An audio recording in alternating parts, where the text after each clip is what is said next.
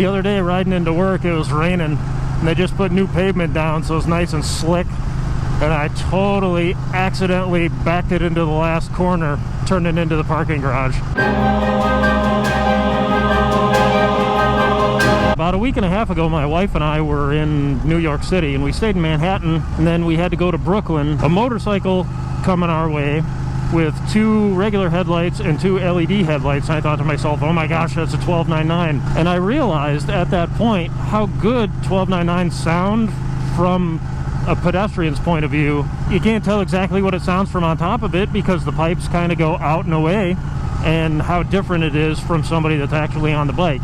And it made me super sad because I realized that I'm missing out on an aspect of a bike that I actually own. Being able to view the bike as someone that's not on it is kind of a different experience than being on it. I mean, it sounds different. You can actually see, you know, you're not looking down on it. But anyway, the guy came up, got in a left-hand turn lane and downshifted, and there's a big old roar from the downshift, which is my favorite part of the exhaust. See if I can demonstrate it.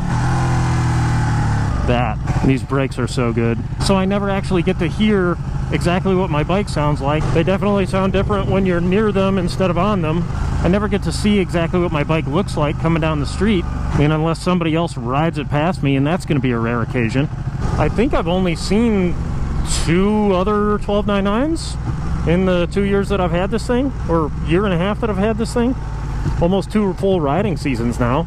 But don't get me wrong, I do feel lucky to be able to ride this bike. I know everybody's going to be upset that I'm riding the bike and whining about not being able to hear it. It is exciting, and I do feel privileged to ride this thing. It's just I'm sad that I don't get 100% of the potential, but I guess I can't really complain. It was just sad realization. Oh well. I just got done meeting my wife. There's a little supermarket where we had lunch. They've got a little deli section where you can go up and make sandwiches. Since it was around noon, all the elderly do their shopping around that time. There were 2 ladies standing in one spot, and they left, and then we left right behind them, and immediately there was like a folded up bunch of dollars laying on the ground. I grabbed them and ran out and was like, hey, did one of you ladies drop this cash? And the first lady was like, I don't know if I guess I don't know if I dropped it, did I? And then the other lady was like, is it $4? I dropped the cash. The one lady was just completely out of it. Well, it looks like $4. The other lady's like, give me that. Hopefully I can get all these stories in on this one half-charged GoPro battery. Poor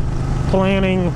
There's been so much going on that I haven't been able to keep in my routine of keeping things charged. In fact, I had a bunch of batteries charged. I've got this little setup, I've got this power strip of everything plugged in and ready to go, and all I have to do is like flip the power switch on and off to charge everything. It was to the point, I don't know how much battery is left in this, but it was to the point where I had everything completely charged, and then today I was like, oh, I'm leaving the house last minute. Figured I'm going somewhere real quick and I'll be able to knock out a vlog, but I flipped it on and everything was red, like nothing was green when I was charging these batteries. So I was like, great.